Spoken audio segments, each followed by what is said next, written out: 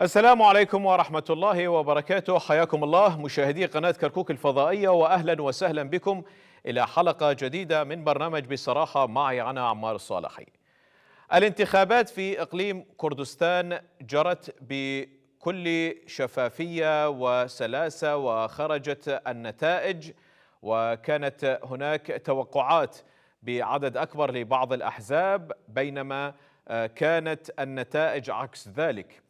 أيضا فيما يخص تطلعات المواطنين في إقليم كردستان، هناك خيبة أمل كبيرة لدى المواطنين في إقليم كردستان، وأيضا الموظفين في إقليم كردستان خلال الفترة الماضية يتمنون ويسعون ويتطلعون إلى مستقبل أفضل بعد الانتخابات ونتائج الانتخابات التي جرت في الإقليم. تشكيل حكومة الإقليم هل ستمر بمرحلة صعبة أم ستكون هناك مرحلة سلسة؟ هل سنشهد تحالف من جديد ما بين البارتي واليكتي أم ستكون الأمور مغايرة؟ هل سنشهد مناصب سيادية أيضا؟ هل سيشارك الجميع في حكومة إقليم كردستان أم ستقتصر على الحزبين الرئيسيين في الإقليم؟ كل هذه المحاور سوف أناقشها مع ضيفي من العاصمة بغداد، السيد محمد الساعدي، كاتب ومحلل سياسي. حياك الله سيد محمد، حياكم وأهلا الله. وسهلا بك اهلا وسهلا ضيفا استاذ عمار. عزيزا علينا. وأيضا من السليمانية السيد أحمد الهركي، عضو الاتحاد الوطني الكردستاني. حياك الله وأهلا وسهلا بك ضيفا عزيزا علينا سيد أحمد. خليني أبدأ حياك الله وياك استاذ عمار. استاذ محمد من بغداد. استاذ محمد، اول مره تجري الانتخابات باقليم كردستان باشراف المفوضيه العليا المستقله للانتخابات، وشلون شفت العمليه الانتخابيه في الاقليم والنتائج اللي ظهرت بعد العمليه الانتخابيه؟ بسم الله الرحمن الرحيم. طبعا تحيه طيبه لك ولضيفك الكريم استاذ احمد ولمشاهديك الكرام. حياك حقيقه الله. انتخابات مهمه، يعني حقيقه جاءت في وضع معقد داخلي، خصوصا مع العلاقه المتباينه بين حكومه الاقليم والمركز. مشاركه مهمه، يعني نتائج جيده جدا. اعتقد ان يعني الخارطه السياسيه بشكل عام تغيرت وسوف تتغير. يعني حقيقه انتخابات كانت مشاركه بها هم جيده جدا. يعني نسبة الناخبين كانت جيدة جدا. القوى السياسية المشاركة هم كانت فاعلة وجيدة جدا. نعم، حصول تباين بين القوى السياسية، هناك من تراجع هناك من تقدم، لكن بالتالي أعتقد أن انتخابات مثل انتخابات إقليم كردستان كانت تحت مراقبة دولية. يعني شاهدنا كيف أن الاتحاد الأوروبي، الولايات المتحدة وغيرها من الدول كانت مراقبة للمشهد الانتخابي، وكان مشهدا ناجحا. حقيقة الحكومة المركزية تابعت وشاركت ودعمت بقوة هذه الانتخابات وساندتها لكي تنجح ولكي تقدم نموذج ديمقراطي جديد. هسه هذه مقدمة للانتخابات. نعم. خلينا نجي على القوى السياسية. أعتقد أن القوى السياسية بمشاركة الحزبين الكبيران الاتحاد والحزب الديمقراطي، حقيقة يعني، وكذلك دخول التغيير والإشراء اللاعب الآخر واللي حصل 15 كرسي، ما يحضرني اسمه، نعم، الجيل الجديد. نعم، الجيل الجديد. نعم، الجيل الجديد. حقيقة هذه النتائج طتنفت صورة جديدة للواقع السياسي في إقليم كردستان.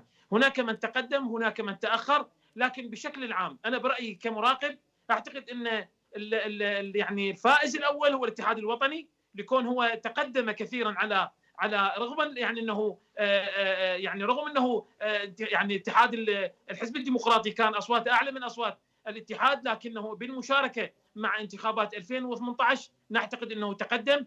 كذلك يعني حقيقه تراجع الحزب الديمقراطي رغم فوزه بمقاعد اضافيه، لكنه تراجعت عن 2018. كذلك التغيير تراجع كثيرا، ما يعطينا صوره للخارطه السياسيه القادمه في اقليم كردستان. نعم. خليني استاذ محمد، خليني اخذ راي استاذ احمد الهركي في هاي الحيثيه. استاذ احمد، كعضو بالاتحاد الوطني الكردستاني، راضين على نتائج الانتخابات؟ هل تمثل ما حصله الاتحاد الوطني الكردستاني من مقاعد جماهيرية الاتحاد الوطني والقاعدة الشعبية لليكتي اللي يحظى بها؟ نرى على الجهة المقابلة بالنسبة للحزب الديمقراطي بأنه الفائز الأول ونشوة الفائز الأول، وفي بعض الأحيان تختلط الأوراق. هل اليكتي هو فائز في النتائج؟ الديمقراطي يقول أنا الفائز الأول. ما الفرق؟ هل اليكتي بسبب أنه عدم حصول البارتي على نصف زائد واحد هل صعدت؟ وضح لي هاي الحيثية أستاذ أحمد. نعم، في البداية تحية حضرتك أستاذ عمار وضيف الكريم أستاذ حياك محمد الله. ومشاهدي قناة كركوك العزيزة. يعني لو لنضع الأمور في سياقها، أولا كان من المتوقع أن الاتحاد الوطني الكردستاني سيكون هناك زيادة عن ما تحقق عام 2018، وهذا ما تحقق مقابل انخفاض الديمقراطي. ولو قارناها بنسبة وتناسب، الاتحاد حصل على 23 مقعد من أصل 100، في المرة السابقة كانت 18 من أصل 111. يعني هناك زياده جيده جدا اللي في مقاعد الاتحاد. الديمقراطي بالتحالف مع الكوتا التي كانت تستغل من قبله سابقا حصل على من اصل 111 حصل على 56، 45 من اصل 100 مقاعد عامه و11 مقاعد كوتا، اذا يستطيع بسهوله ان يشكل النصف زائد واحد. اما موضوع النتائج، انا اعتبرها نتائج جيده. الان الاتحاد الوطني الكردستاني بعد القياده الموحده برئاسه رئيس الحزب السيد باقر جلال الطلباني في اكثر من محطه انتخابيه وسياسيه ووطنيه حققنا نتائج جيده. مثلا موضوع رئاسه الجمهوريه، الفوز الكبير في مناطق المتنازع عليها في كركوك، في نينوى، في دياله وصلاح الدين. حققنا المركز الاول والاعلى اصواتا ومقاعد من الديمقراطي. مثلا اصوات ومقاعد، هذه معادله مهمه جدا في ما يخص مستقبل اقليم كردستان، ولها تداعيات حتى على المستوى الوطني العراقي وداخل اقليم كردستان. في اقليم كردستان النتائج جيده، نحن نطمح الى الافضل، لان الاتحاد الوطني الكردستاني هي نتائج لو قارناها في سياقها تعتبر نتائج جيده جدا، ولكن نحن نطمح الى الافضل، وهذا ما اعلنه السيد باقر جلال الطلباني بكل صراحه. اما موضوع نشوه النصر والديمقراطي، انا بصراحه اتمنى هناك بعض المعادلات التي تتعلق باقليم كردستان. الاتحاد لديه ملاحظات واضحه جدا. نحن مع تغيير مسار الحكم، مع تغيير عقليه اداره الحكم في الاقليم، منع التفرد والغرور السياسي دفعنا ضريبته كثيرا في العلاقات الدوليه، المستوى الوطني العراقي، في الاداره، في الحكم، في بناء اقليم كردستان. لذلك انا اراها هذه احيانا الديمقراطي يتحدث بنوع من الغرور السياسي، وراينا مثلا هذا الغرور السياسي في محطات قريبه جدا. ربما لا اريد ان اشير اليه، كان هذا الغرور السياسي ساهم في اضعاف البيت الكردي، في اضعاف مكانه الكرد داخليا وخارجيا. فقدنا ميزه بيضه القضبان، تحولنا الى فرق منقسمه، وهذا موجود منذ عام 2017 و18. لذلك انا برايي مراجعه الحسابات في العمل السياسي يعتبر نقطه واقعيه. نعم، وليس سوف اعود نعم. اليك استاذ احمد واحكي وياك في موضوع التحالفات. خليني انتقل الى بغداد مع السيد محمد الساعدي. استاذ محمد، شنو اللي راح ينعكس وتداعيات تاخير او تشكيل حكومه الاقليم اليوم بعد الفتره الكبيره اللي مرت بتعطيل برلمان اقليم كردستان، كون ان فترة الانتخابات لا توجد وأصبحت الآن انتخابات؟ اليوم بغداد إيش راح يأثر عليها من تكون حكومة منتخبة في أقليم كردستان؟ انطيني انعكاسها على بغداد، انعكاسها على الميزانية ببغداد، الوفود اللي راح تجي من الأقليم، تداعياتها على بغداد. بالتأكيد هذه الانتخابات هي وضعت الحجر الأساس لانبثاق حكومة قادمة جديدة وبرلمان جديد تحت مراقبة دولية ومراقبة من قبل حكومة المركز. بالتالي أعتقد أنها سوف يكون عليها مصادقة من قبل حكومة المركز. بالتالي أعتقد أنها سوف تحظى بمقبولية جيدة من قبل حكومة المركز والقوى السياسية، سواء كان في ائتلاف إدارة الدولة أو الإطار التنسيقي بشكل خاص. بالتالي أعتقد أن القوى السياسية الشيعية حقيقة هي كانت مساندة وكانت داعمة لمثل هذه الانتخابات، وقدمت الدعم اللازم لإجراء هذه الانتخابات. سوف ينعكس هذا النجاح في هذه، أنا أعتقد أنه نجاح، هذه الانتخابات وبهذه الصيغة وبهذه النتائج هذا نجاح، وهذا تقدم خطوة نحو الأمام في إقليم كردستان. نعم سوف يكون هناك إقليم قوي في داخل إقليم كردستان، نعم سوف يكون إقليم برلمانا قويا، سوف تنبثق منه حكومة قوية كذلك. يعني سوف يكون حتى رئيس البرلمان سوف يكون رئيس قوي. ليش؟ لأن هناك تنوع، هناك مشاركة، هناك تقارب بين القوى السياسية الكردية بالنتائج. الجيل الجديد دخل لاعب أساسي، تراجع التغيير، تقدم الاتحاد الوطني، شوية تقدم الحزب الديمقراطي، هذه كلها متغيرات على الساحة السياسية سواء كانت الداخلية أو حتى في العراق. بالتالي أعتقد يعني أقصد على الحكومة المركزية في بغداد. بالتالي أعتقد أننا سوف نجد صعوبة. وين الصعوبة؟ الصعوبة في الانتخابات البرلمانية القادمة واللي سوف يدخل بها. كنا قبل إذا نتنافس في إقليم كردستان التنافس على الإقليم وعلى رئاسة الإقليم وعلى رئاسة الوزراء، لا، اليوم راح سوف يدخل التنافس مع رئاسة الجمهورية. هذا هو المتغير الأساسي اللي راح يدخل لنا في اللعبة الجديدة، وهي لعبة انتخاب العفو الانتخابات البرلمانية القادمة وتشكيل الحكومة القادمة بعد حكومة السيد السوداني. هذا هو المتغير. دخول رئاسة الجمهورية على الخط يعطي قوة وزخما أكثر وأكثر. بالتالي أعتقد أنه يعني سوف يكون ربما هساني برأيي ربما سوف تتأخر بعض الشيء حكومة الإقليم عن تشكيلها بسبب يعني صعوبة التشكيل وتقارب النتائج. لكن أعتقد أن لدى إرادة لدى القوى السياسية الكردية أن تسارع من خطواتها باتجاه عقد البرلمان جلسته ومن ثم انتخاب الحكومة القادمة.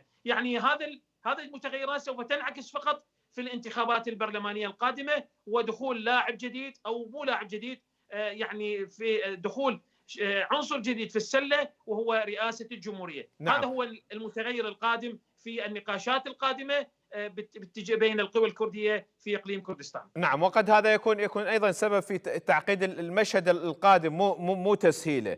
خليني أخذ رأي أستاذ أحمد الهركي.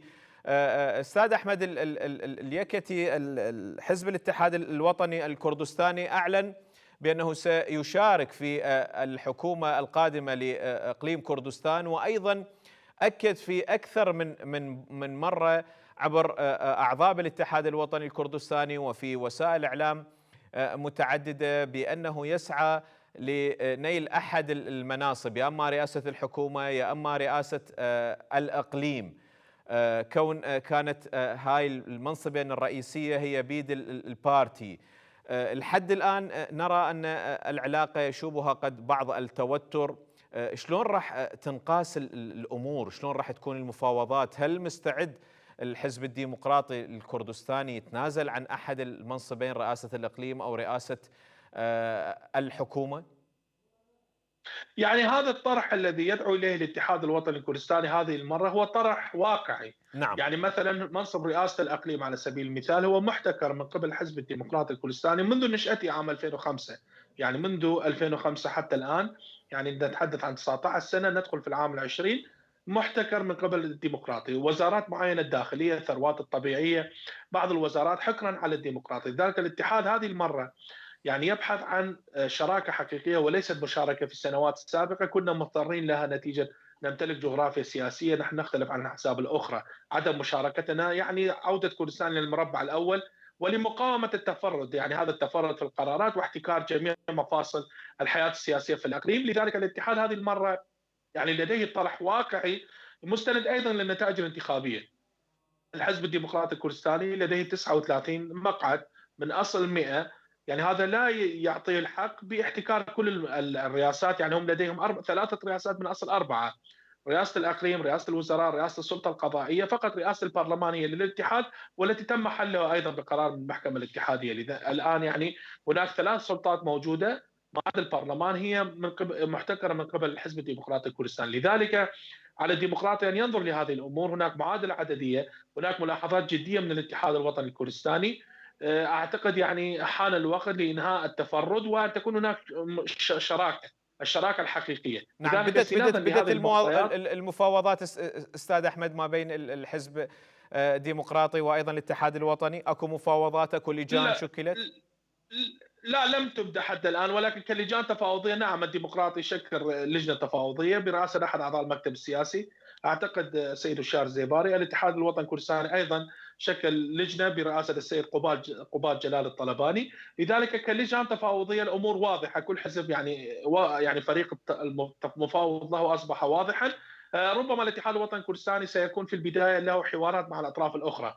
هناك اطراف اخرى ايضا لها مقاعد في برلمان اقليم كردستان، على سبيل المثال الاتحاد الاسلامي، الجماعه الاسلاميه، جماعه العدل، على الرغم من الجماعه الاسلاميه اعلنت ربما عدم المشاركه حتى في البرلمان، وهذا ربما هم حصلوا على 3 مقاعد، ستعاد توزيع هذه المقاعد ان لم يشاركوا في البرلمان على احزاب اخرى. هذه عمليه حسابيه ربما الاخوه في المفوضيه يعني هم سيحسموها لاحقا. ستكون هناك حوارات للاتحاد مع الاحزاب الاخرى، ومن ثم سيكون الحوار الاهم مع الديمقراطي، لان الاتحاد والديمقراطي هم الفائزين الاول والثاني. لذلك الحوارات الجديده ستكون حاضره. وانا كما اشار الاستاذ محمد، ربما حكومه الاقليم ستتاخر تشكيلها بعض الشيء. هناك بعض العوامل ايضا، يعني هناك بعض العوامل هي تشكل في نفس الوقت عوامل تسريع في تشكيل الحكومه، في نفس الوقت ربما تشكل عوامل تاخير تشكيل الحكومه، وهو ما يدور على المستوى الوطني العراقي. دور الاتحاد والديمقراطي في المعادله الانتخابيه القادمه في انتخابات برلمان الاقليم، ايضا ما يدور في المنطقه ليس غريبا عن ما وتاثيراته على ملف اقليم كردستان والملف العراقي.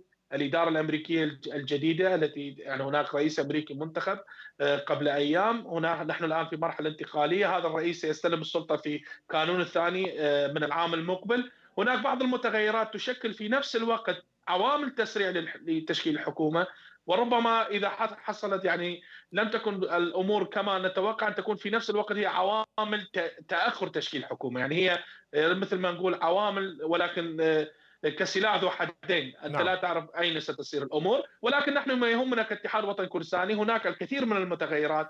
نظريه الحزب الواحد، الحزب المهيمن، الانفراد بمفاصل الحكم من قبل حزب واحد، انا اعتقد هذه يعني ولت ليس بعاطفه او كونه يمثل الاتحاد، هذا من الناحيه الواقعيه. واعتقد الديمقراطي يجب ان يراجعوا هكذا السياسات. نعم، خلينا نشوف راي استاذ محمد بهاي النقطه. استاذ محمد، اليوم يعني هناك احباط، خيبه لدى المواطن في اقليم كردستان، لدى الموظف في اقليم كردستان خلال الفتره الماضيه، من ناحيه تاخير الرواتب، من ناحيه الميزانيه، حتى بدأ الموظف بإقليم كردستان بالاستنجاد في بغداد والمطالبة لبغداد بالتدخل بإنصافه، بإعطائه حقوقه. هل ممكن هذه الحكومة الجديدة راح تلبي تطلعات المواطن في إقليم كردستان، راح توفر الرواتب بوقتها للموظفين، راح تخضع حكومة الإقليم فيما يخص توطين الرواتب لدى المصارف الاتحادية، راح تلتزم بتعهداتها تجاه الحكومة الاتحادية فيما يخص ملف الطاقة أو ملف النفط تحديدا؟ يعني بعد الزيارات المتبادلة بين الإقليم وبين حكومة المركز، وآخرها زيارة السيد البرزاني إلى بغداد، تقريبا حلت كل الإشكالات الفنية، يعني حتى الفنية حلت، فلم يبقى شيء. هناك زيارات، وزيرة المالية ذهبت إلى الإقليم بوفد رسمي للاطلاع على سير العملية المصرفية في إقليم كردستان، للبدء فعلا بعملية يعني دمج الموظفين من خلال التي بي آي. وكذلك مصرف التي بي آي ذهب إلى الإقليم لفتح فروع له في إقليم كردستان. هذه إجراءات قامت بها الحكومة، وفعلا هي إجراءات ناجحة، قربت وجهات النظر واستطاعت أن تتقدم خطوة نحو تنفيذ المطالب. بالتالي أعتقد أن الأمور تقريبا يعني حلت أو في طريقها إلى الحل. ما نحتاجه فعلا اليوم أعداد الموظفين تدخل إلى تي بي آي وإلى المصارف الحكومية، يستلمون بطاقة الكيكارد أو التي بي آي أو أي مصرف كان. بالتالي إذا فعلا تحقق هذا الشيء، أعتقد أن الإشكالات سوف تنتهي تماما بين الإقليم وبين المركز. هذا أولا. ثانيا، نعم، أنا قلت الحكومة المركزية، الحكومة إقليم كردستان القادمة منتخبة 100%، وهي ستكون قوية. أنا أقول لك سوف تكون قوية، لأنها خرجت من رحم هذه الأحزاب ومن رحم هذه القوى بانتخابات قوية تنافسية، ويعني حدثت في وضع مربك سواء كان داخليا أو حتى إقليميا. بالتالي أعتقد أن الحكومة القادمة سوف تكون قوية، ذات قرار قوي، ذات سياسة قوية وسيادة قوية، وبدعم حكومي من قبل حكومة السيد السوداني. بالتالي خطوات مهمة سوف تقضي عليها وتنتهي وتبدأ بمرحلة جديدة في العلاقة بين الإقليم والمركز. ما نحتاجه فعلا حلحلة المشاكل. هناك لدينا بعض العقد في مناطق المتنازع عليها، وفي قانون النفط والغاز، وهذا فعلا هناك إرادة لدى خصوصا بعد انتخاب السيد المشهداني في حل هذين النقطتين المهمتين، حل قانون النفط والغاز بين الاقليم وبين المركز نهائيا، وكذلك حل النقطه المتنازع عليها، المناطق المتنازع عليها كذلك بين الاقليم والمركز. استاذ محمد، شنو تعني البغداد او الحكومه في بغداد، السياسيين في بغداد، تقدم الاتحاد الوطني الكردستاني في الانتخابات، حصول الاتحاد الوطني على مناصب سياديه مثلا كرئيس حكومه، كرئيس اقليم في اقليم كردستان، تقاربه من بغداد حل المشكله، كون ان نعرف دائما الاتحاد الوطني الكردستاني هو قريب من بغداد اكثر من الحزب الديمقراطي، ودائما ما يؤكد الاتحاد الوطني الكردستاني على انه عمق الاقليم الاستراتيجي هو بغداد ومرجعيته بغداد. لا، هو مو فقط بغداد، يعني نعم. الاتحاد الوطني رحمه الله عليه السيد الطالباني تربطه علاقات قويه مع عوائل مهمه، مع بيت السيد الحكيم، مع شهيد المحراب سيد محمد باقر الحكيم، سيد عبد العزيز الحكيم، السيد الحكيم نفسه سيد عمار، كذلك تربطهم علاقات قويه مع المرجعيه الدينيه من ايام السيد محسن الحكيم. لهم خصوصيه في العلاقه مع الشيعه وبعض القيادات، ليست كل القيادات الشيعيه. بالتالي اعتقد يعني هذه العلاقه يعني حقيقه سخرت في تقدم هذه العمليه السياسيه، وكانت علاقات متميزه تربط شهيد المحراب مع السيد الطلباني رحمه الله عليه ومع القوى السياسيه الكرديه. بالتالي اعتقد ان هذه العلاقه سخرت تماما وتحقق منها الكثير، وفعلا استطاع السيد الطلباني بروحه بوجوده بحياته ان يقدم الشيء الكثير لاستقرار العراق هو وشهيد المحراب وآل الحكيم. بالتالي اعتقد ان هذه العلاقه هي من قدمت خطوات مهمه باتجاه الاستقرار، سواء كان في الاقليم او حتى من ناحيه تشكيل العمليه السياسيه وثباتها وارتكازها وانتقالها من استقرار الى استقرار منذ عام 2003 والى يومنا هذا الذي ننعم به باستقرار في العمليه السياسيه، في النظام السياسي، في التبادل السلمي للسلطه. هذه اشياء مهمه يعني حقيقه رسخها هؤلاء القاده الذين بنوا العمليه السياسيه بعد عام 2003.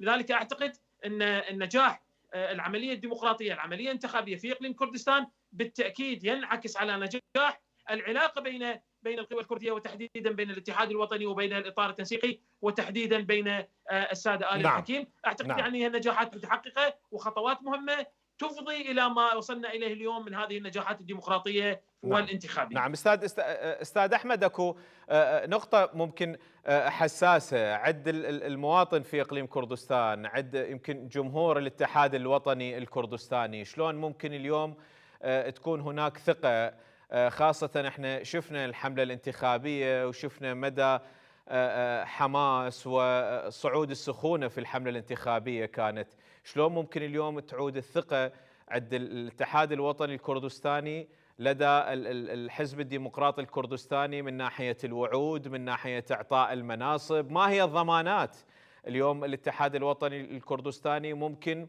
ان يشكل حكومه بالتعاون مع الحزب الديمقراطي، لكن شنو هي الضمانات اليوم الاتحاد الوطني الكردستاني قد يدخل بمجازفه امام جمهوره من راح يرجع للتحالف مع الحزب الديمقراطي الكردستاني دون ما يحصل مكاسب حقيقيه مثبته يضمن بها حقوق الموظفين والمواطنين في الاقليم.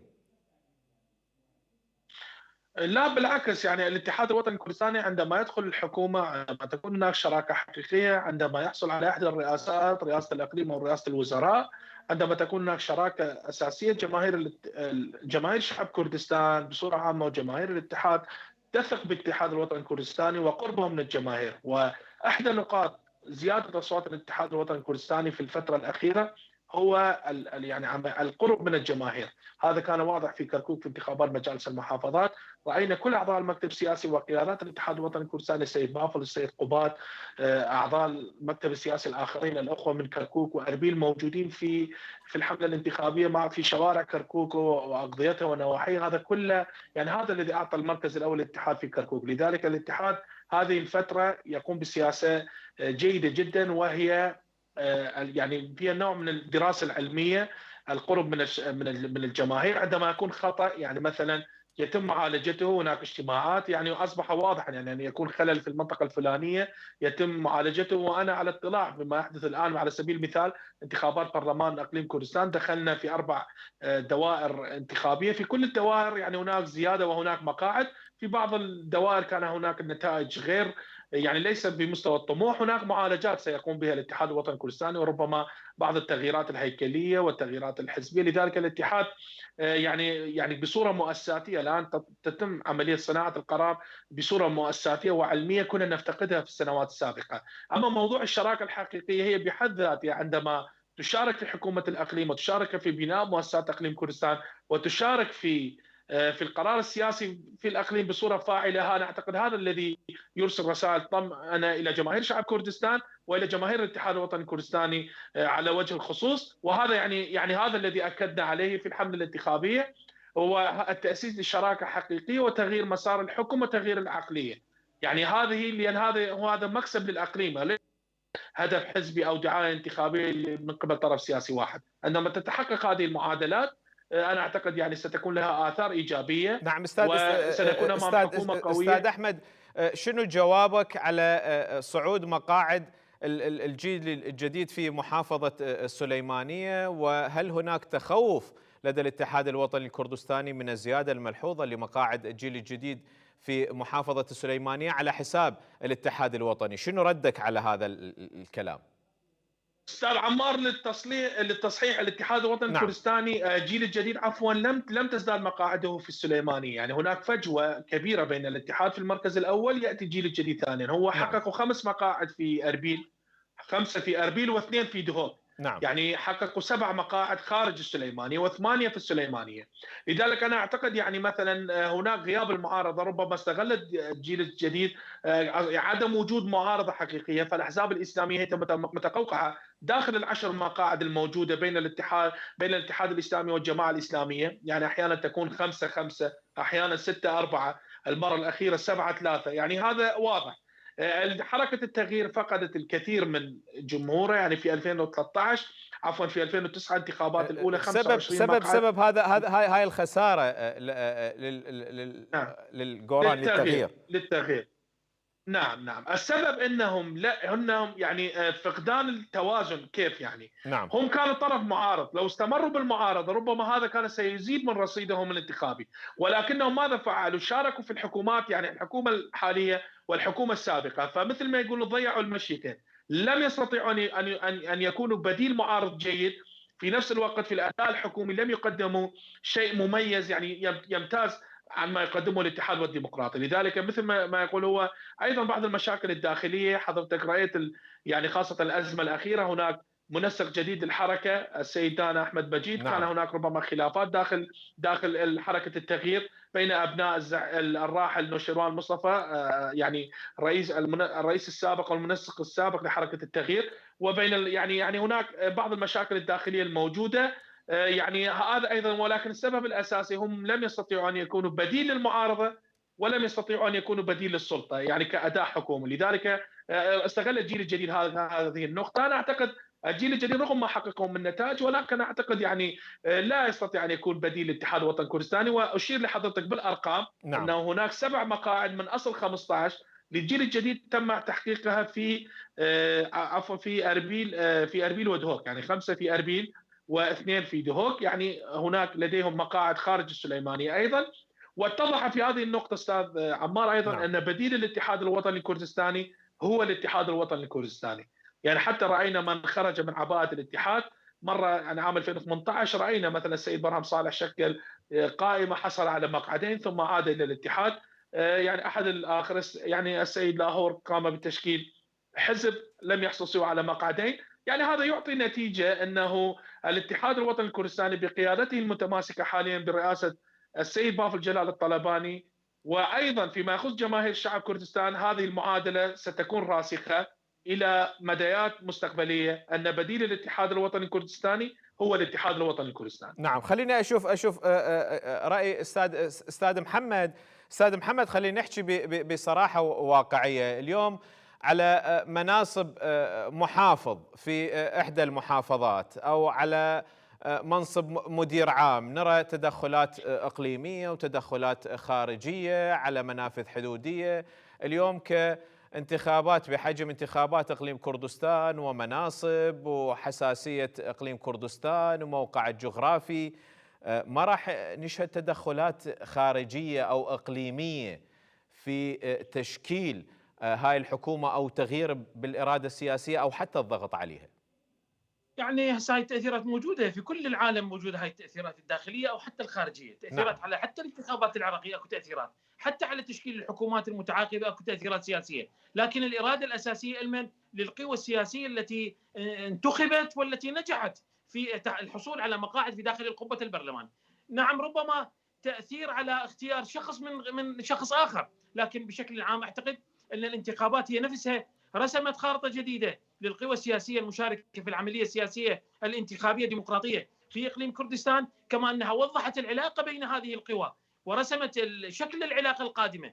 نعم ربما يعني انا قلت قبل قليل ربما يعني تشكيل الحكومه سوف يتاخر قليلا، او ربما يعني هناك خلافات تحصل فيه، لكن بشكل عام اعتقد ان البرلمان القادم سوف يكون قويا، علاقات قويه بين القوى السياسيه تكون مبنيه على اساس حجم هذه الكتل وحجم هذه القوى، وكذلك العلاقه بين هذه القوى كذلك سوف يعني تشق طريقها وخارطتها القادمه نحو تشكيل الحكومه القادمه، حكومه الاقليم اقصد.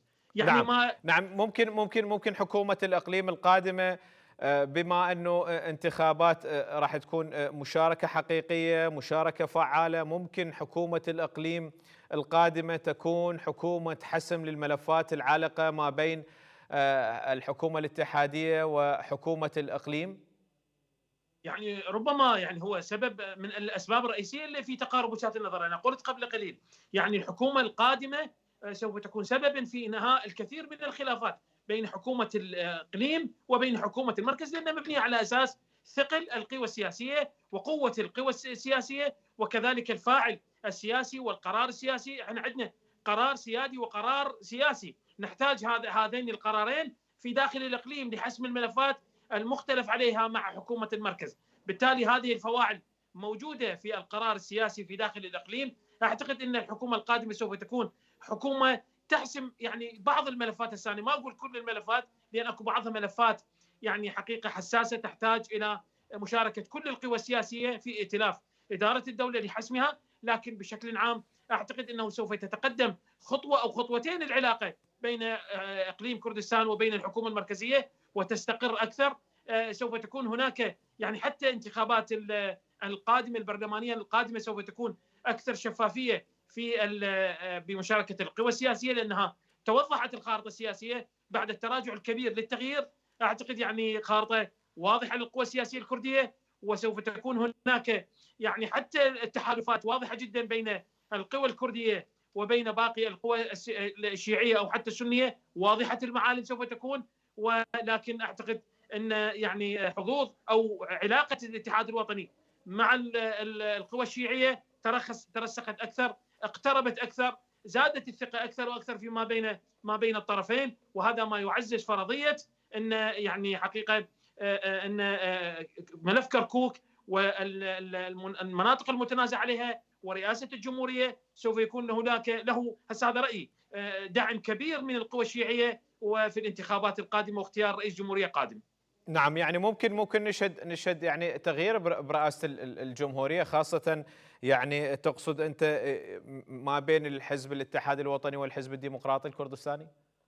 هسه هذه نعم قلت لك أنا رئاسة الجمهورية دخلت من ضمن السلة الواحدة، رئاسة الإقليم، رئاسة الوزراء، ودخلت رئاسة الجمهورية، لكن أعتقد يعني رئاسة الجمهورية هي تقريبا يعني هسه احنا من خلال المراقبة تقريبا يعني محلولة باتجاه الاتحاد الوطني، ما لم يغير الاتحاد الوطني متغيرات الخارطة القادمة. يعني مثلا يريد يقول لك لا أنا أريد رئيس الوزراء القادم أو رئاسة الإقليم القادمة، فبالتالي تعتمد هذه على من؟ تعتمد على قوة وثقل المباحثات والنقاشات في داخل الإقليم وما يريده فعلا الاتحاد الوطني. هل يبقى على رئاسة الجمهورية أن تتغير الواقع أو يتغير العلاقة السياسية. استاذ محمد، المناصب بالاقليم هي ما خاصه بس بجغرافيه الاقليم، انتقلت ايضا للمناصب الخاصه ببغداد. اذا تريدني اسلمك فد مناصب سياديه بالاقليم على حساب بعض المناصب السياديه في بغداد، كونها سله واحده واحنا مقبلين في العام القادم على الانتخابات البرلمانيه العامه في العراق.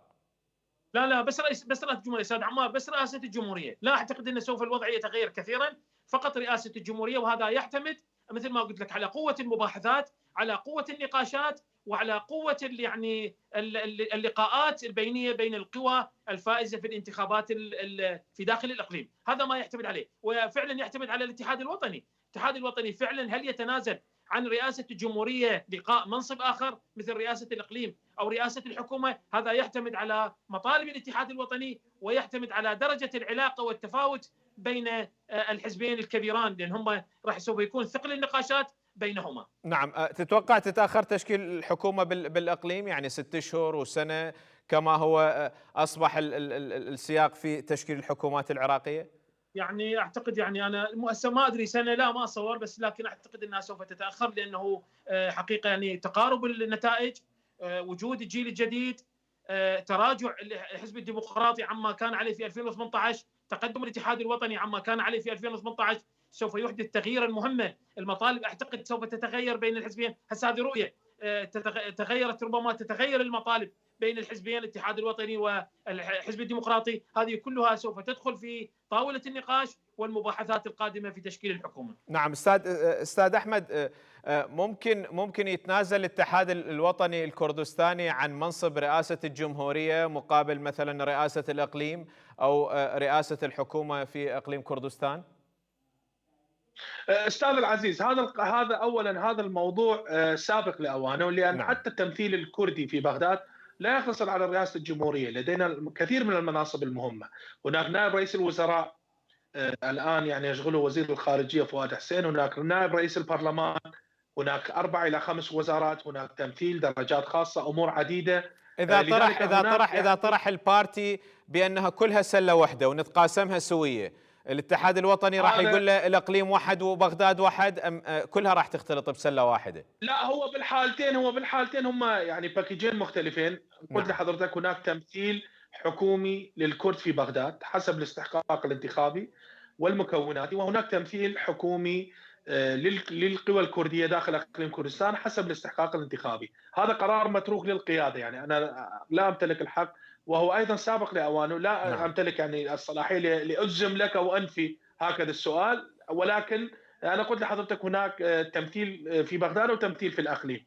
ما يهمنا الان نحن امام التمثيل في الاقليم، ما اعلناه سابقا في تغيير مسار الحكم في شراكه حقيقيه، ايضا في معادلات مستمره منذ عام 2005. ممكن استاذ احمد، ممكن تنعاد ثقة مواطن الإقليم والموظف بحكومة الإقليم، خاصة هناك خيبة وإحباط لدى الموظف في إقليم كردستان من ناحية الرواتب، من ناحية الميزانية، من ناحية أمور كثيرة.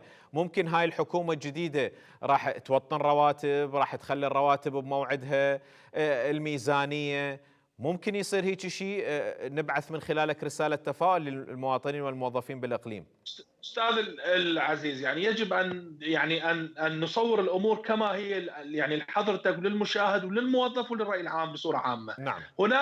هناك بعض المعطيات الجيده، خارطه الطريق الاقتصاديه الان اصبحت شبه واضحه بين بغداد واربيل، او بين بغداد واقليم كردستان. الامور واضحه الان، اعاده استئناف تصدير نفط اقليم كردستان، هناك زياره مهمه للسيد السوداني يوم الاربعاء القادم الى اقليم كردستان، سيزور اربيل والسليمانيه. هناك الكثير من الامور الاقتصاديه، وربما الشق السياسي ايضا يحضر. لذلك هناك لدينا فريق في بغداد يؤمن بحل الاشكاليات. يجب ان تستغل هذه الفرصه كرديا، يعني كرديا، من اجل توظيفها للتاسيس لشراكه اقتصاديه بين بغداد واقليم كردستان تنعكس بصوره ايجابيه على مواطني اقليم كردستان. حكومه الاقليم القادمه استاذ احمد بين اليكتي والبارتي دون الجيل الجديد، تتوقع بس بين اليكتي والبارتي؟ ربما تمثيل المكونات مهم جدا، يعني هذا ايضا تحسب لاقليم كردستان. هناك تمثيل للتركمان والاخوه المسيحيين افضل من بغداد، يعني بشهاده الجميع. الجيل الجديد الان يعني غير حاسم يعني لامره، هل سيستمر في المعارضه امس يشارك في الحكومه. قبل ايام صدر منهم يعني تصريح ربما اراه غير واقعي، قالوا نريد اما رئاسه الحكومه او نريد كل المناصب، يعني كل المناصب بمعنى رئاسه الاقليم ورئاسه البرلمان والوزارات وغيرها. انا اعتقد يعني هذا الطرح ربما جديد اعطيني توقعك. عندي ثواني اخيره استاذ احمد. راح تتاخر تشكيل الحكومه مال اقليم كردستان لو راح تكون نعم التاخير اصبح السمه يعني في تشكيل الحكومات سواء في اقليم كردستان او في بغداد. ايضا باجابه سريعه استاذ احمد، مستحيل يتنازل الاتحاد الوطني عن احد المنصبين، لو رئاسه الاقليم لو رئاسه الحكومه.